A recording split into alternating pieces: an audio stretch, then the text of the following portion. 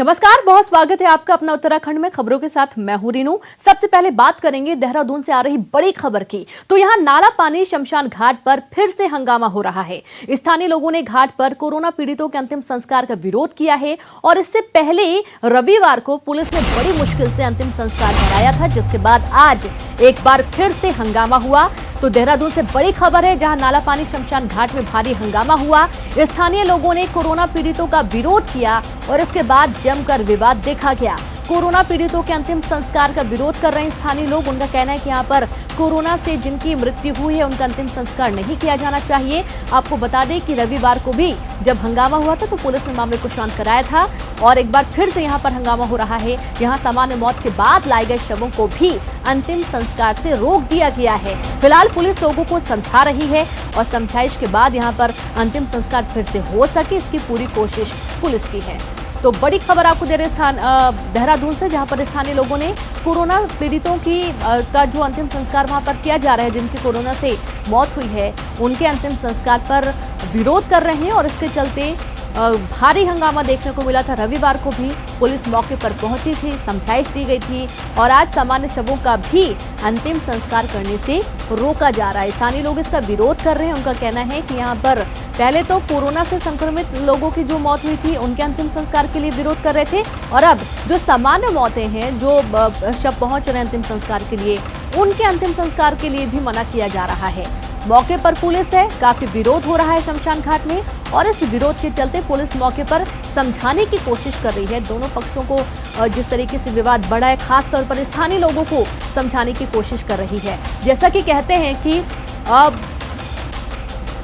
जो कोरोना है उससे डरना नहीं है, हाँ, लेकिन जिनको कोरोना है उनसे दूर नहीं होना है, बल्कि उनको हौसला बढ़ाना है।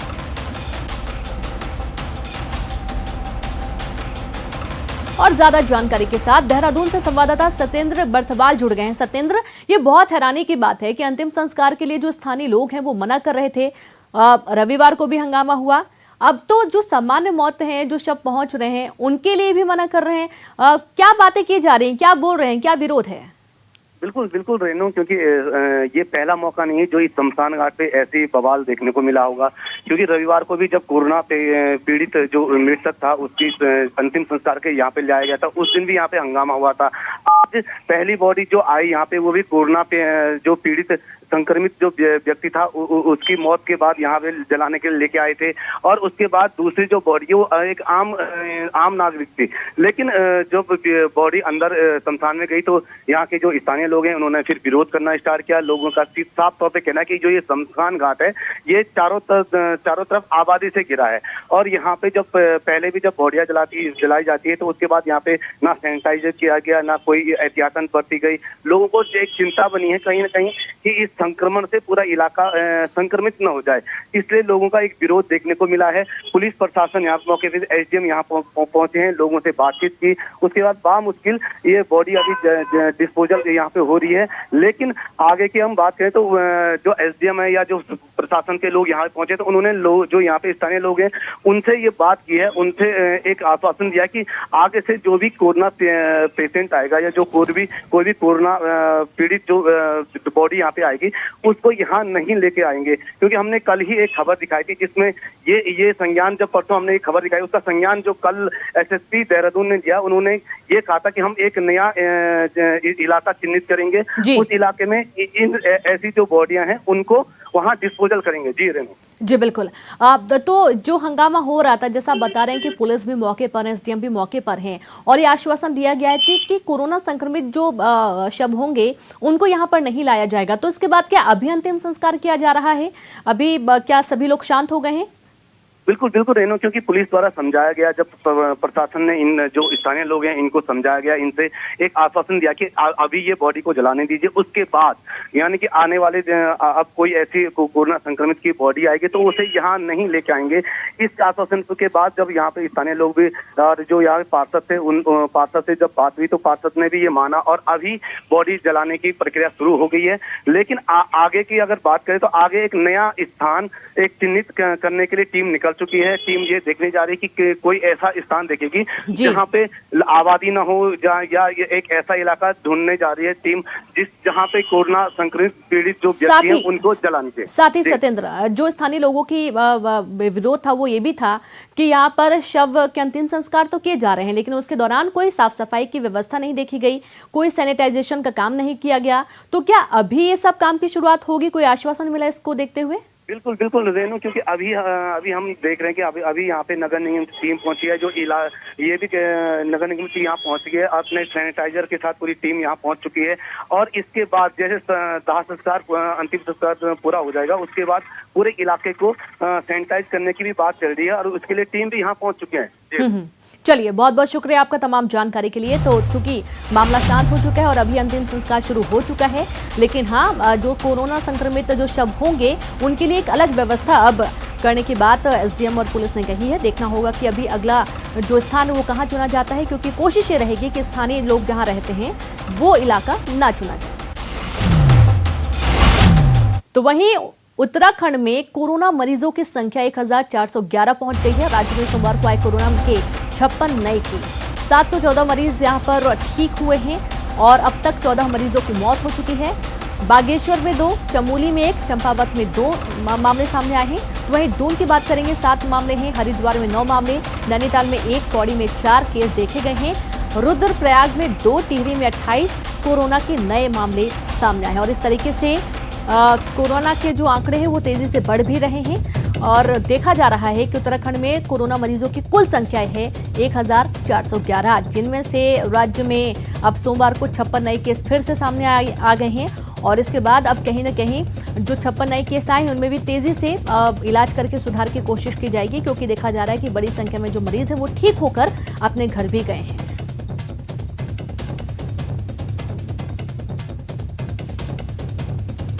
तो इस तरीके से उत्तराखंड में कोरोना का जो अपडेट है वो हम आपको दे रहे हैं। और इस वक्त जो मामले हैं, बागेश्वर में 2 हैं, चमोली में 1 मामला सामने आया है, चंपावत में 2 नए मामले सामने आए हैं। दून की बात करेंगे, 7 मामले देखे गए हैं। तो वहीं हरिद्वार में सबसे ज्यादा 9 मामले पाए गए हैं। नैनीताल में 1, पौड़ी में 4 केस देखे गए हैं, रुद्रप्रयाग में 2 और टिहरी में 28, यानी कि टिहरी में जो है वो सबसे ज्यादा मामले हैं, 28 मामले हैं, जो कि नए मामले पिछले 24 घंटे में देखे गए हैं। और अब कुल 56 नए केस आने के बाद से जो जांच है, सैंपलिंग है, वो भी तेजी से बढ़ रही है।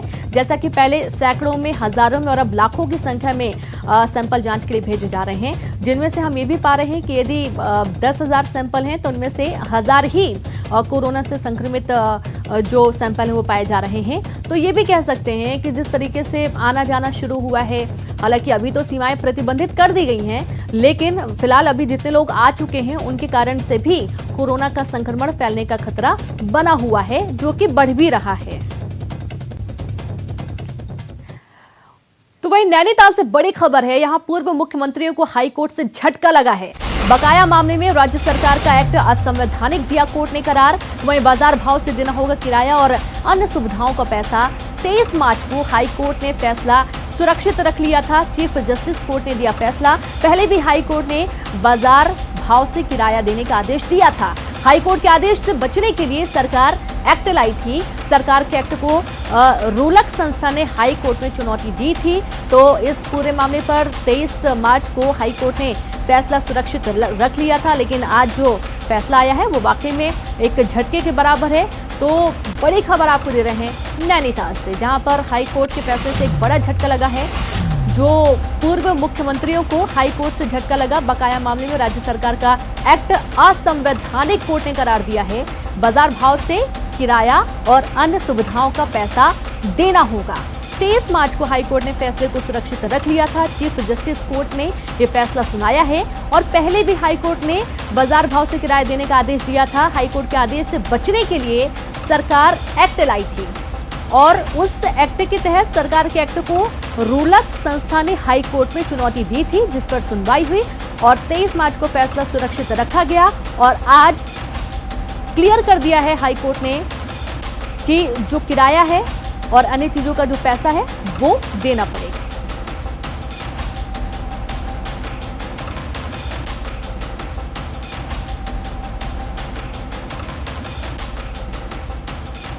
और ज्यादा जानकारी के साथ संवाददाता नैनीताल से वीरेंद्र बिष्ट जुड़ गए हैं। वीरेंद्र, आप पूर्व मुख्यमंत्रियों को एक बड़ा झटका लगा है, आपसे विस्तार से पूरी जानकारी चाहेंगे। किन किन चीजों का भुगतान करना पड़ेगा पूर्व मुख्यमंत्रियों को? देखिए, अगर देखा जाए तो ओवरऑल जिस तरह से पूर्व मुख्यमंत्री ने तमाम सुविधाएं ली थी, उसके करीब 16 करोड़ का ये पूरा बकाया का मामला है। इसमें आवास है, टेलीफोन है, या जो पेट्रोल के बिल हैं, इन तमाम चीजों को लेके जो उन पर बकाया देनदारी काफी ज्यादा थी, उसको लेके रूरल जो संस्था है देहरादून की, वो हाईकोर्ट आई थी और 3 मई 2019 को उत्तराखंड हाईकोर्ट ने एक आदेश दिया था। उसमें साफ तौर पर अपने आदेश में ये कहा था कि जो बकाया है वो पूर्व मुख्यमंत्रियों को बाजार भाव से देना होगा। अगर नहीं देते हैं तो 6 महीने के भीतर राज्य सरकार कानूनी कार्रवाई उन पर कर सकती है। लेकिन उसके बावजूद जब राज्य सरकार के पाले में जब गैर दी, तो राज्य सरकार ने इस आदेश से बचने के लिए 5 सितंबर 2019 को एक अध्यादेश लेके आई थी और राज्यपाल की उसको संस्तुति मिल गई थी। अध्यादेश को जब हाईकोर्ट में चुनौती दी गई थी, तो उसी दौरान राज्य सरकार एक एक्ट लेके आई थी 13 जनवरी 2020 को, और पूर्व मुख्यमंत्रियों का जो बकाया था वो काफी कम कर दिया था। लेकिन उस एक्ट को भी अब हाईकोर्ट में चुनौती दी गई थी, तो आज उत्तराखंड हाईकोर्ट ने उस एक्ट को असंवैधानिक करार दे दिया है। हालांकि अभी जो आदेश की कॉपियां हैं वो आना बाकी हैं और तो तमाम डिटेल ऑर्डर है वो कुछ देर में आएगा। लेकिन हम जो अधिवक्ता हैं कार्तिकेय हरि गुप्ता, उनसे सीधे बातचीत करा रहे हैं। गुप्ता जी, तो आज आदेश आया है, किस रूप में इसको देखते हैं और क्या कहा जा सकता है? हमने उत्तराखंड गवर्नमेंट का एक्ट चैलेंज किया था, जिसमें सभी एक्स चीफ मिनिस्टर्स को मार्केट रेंट से छूट दे दी गई थी और वेरियस अदर फैसिलिटीज भी दी गई थी। आज कोर्ट ने उस एक्ट को अनकॉन्स्टिट्यूशनल डिक्लेयर किया है। उसके कई provision section 4A, C and section 7, जो कि ये कहता था कि अगर जजमेंट होने के बावजूद ये एक्ट प्रिवेल करेगा। Court has said that this is ultra vires, it's violative of article 14 as well as separation of powers. तो इस लिहाज से ये एक्ट अनकॉन्स्टिट्यूशनल डिक्लेयर किया है। और as per the old judgment, now all the respondents are liable to pay market rent, as well as government is also liable to calculate whatever amount we had alleged. We had alleged almost about 16 crore rupees has been spent. So government will recalculate that amount, ensure that it is the same amount and it will have to be recovered. This will be the effect of the judgment. जी बिल्कुल।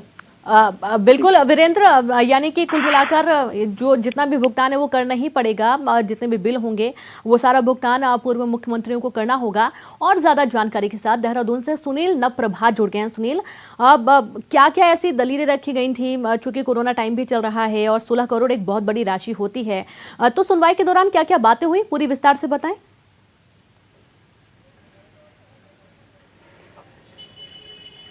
देखिए रेनू, मैं अभी देहरादून में मौजूद हूँ। पूर्व में रूलक संस्था हाईकोर्ट गई थी, कोर्ट के पास गई थी कि उन्हें उस रूलक ने कहा था कि जो वीवीआईपी हैं, जो पूर्व मुख्यमंत्री हैं, उन पर अभी भी राज्य सरकार का, राज्य का करोड़ों रुपया खर्चा हो रहा है। और चाहे उनके मकान का किराया हो, चाहे उनको अन्य सुविधाएं जो दी जाती हैं, जो भत्ते उनको दिए जाते हैं। तो ये अपील की गई थी हाईकोर्ट से कि राज्य सरकार को कहा जाए कि वो पूर्व मुख्यमंत्रियों का जो अभी तक उन पर खर्चा हुआ है उसकी बाजार भाव से वसूली की जाए।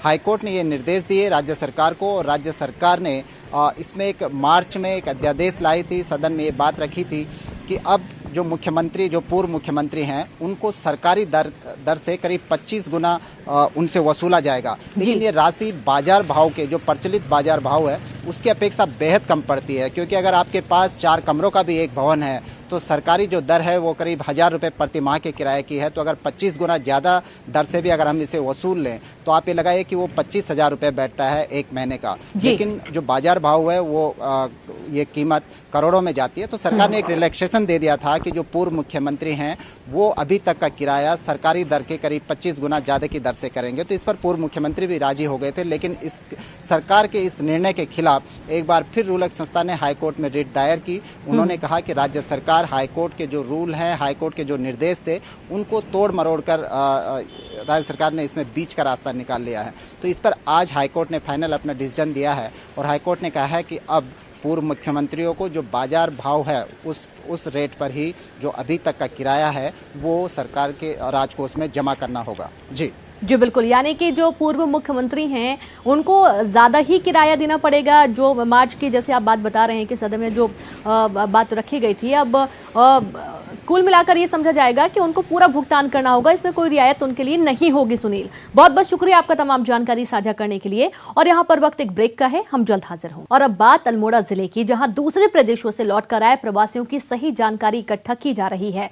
बता दें कि मई और जून माह में ही 30,000 से ज्यादा प्रवासी लौटे हैं और इससे पहले मार्च अप्रैल में भी हजारों प्रवासी पहले ही अपने घरों को आए थे। अब सभी प्रवासियों की जानकारी के लिए जिले में 102 नोडल अधिकारी न्याय पंचायत स्तर पर बनाए गए हैं, जो गांवों में आए प्रवासियों की ठीक जानकारी ऑनलाइन पोर्टल के माध्यम से देंगे। इस पोर्टल में पहले से ही जिले के नोडल अधिकारी ने जानकारी डाली है, जिसका मिलान भी किया जाएगा।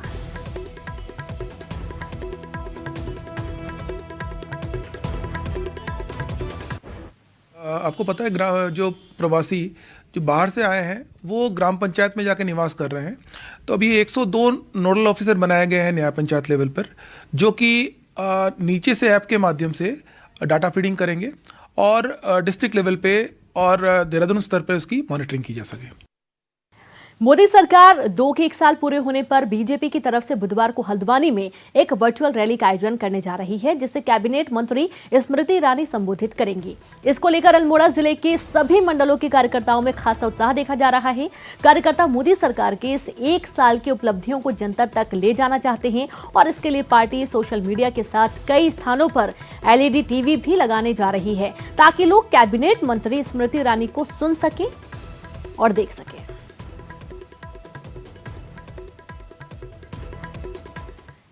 और बड़ी खबर है चमोली से, जहां पर 30 जून तक आम श्रद्धालुओं के लिए बंद बद्रीनाथ, और आम श्रद्धालु 30 जून तक अभी दर्शन नहीं कर पाएंगे। जिला प्रशासन और मंदिर समिति के बीच एक बैठक हुई और बैठक के बाद ही फैसला लिया गया।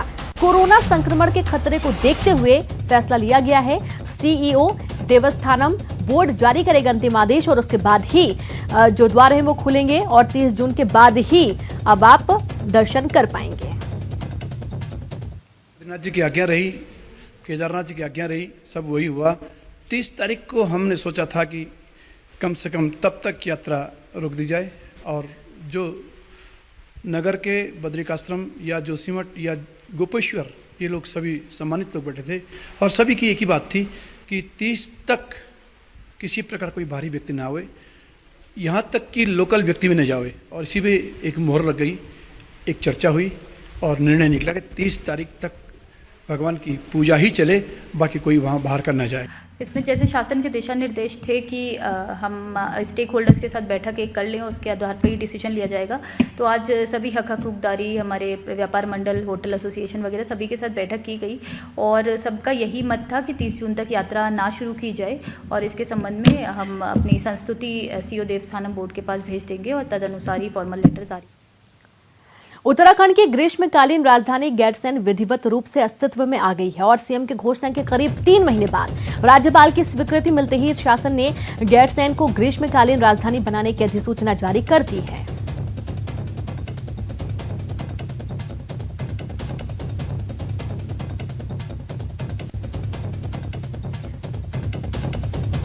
तो बड़ी खबर आपको दे रहे हैं, जहां गैरसैंण को ग्रीष्मकालीन राजधानी घोषित कर दिया गया है। उत्तराखंड की ग्रीष्मकालीन राजधानी घोषित हो चुकी है और ग्रीष्मकालीन राजधानी के लिए अधिसूचना जारी हो चुकी है और कह सकते हैं कि एक खुशी की भी बात है।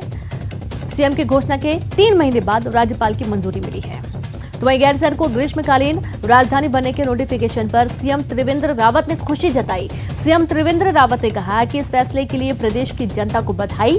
सीएम ने कहा कि उत्तराखंड आंदोलन और जन भावनाओं से जुड़ा फैसला है। सीएम ने कहा कि 4 मार्च 2020 और 9 नवंबर 2000 की तरह ये दिन भी ऐतिहासिक है। भावनाओं को आज सार्थक परिणाम मिल गया है। जो घोषणा थी आज वो निर्णय में बदल गई है और काफ़ी लोगों के मन में आशंका थी कि घोषणाएं हो जाती हैं लेकिन आगे हो नहीं पाता है और इसलिए आज तमाम वो लोग जिन्होंने इस राज्य के लिए आंदोलन किया, वो तमाम वो लोग हमारे नौजवान भाई बहन। और इसी के साथ इस बुलेटिन में इतना ही। नमस्कार।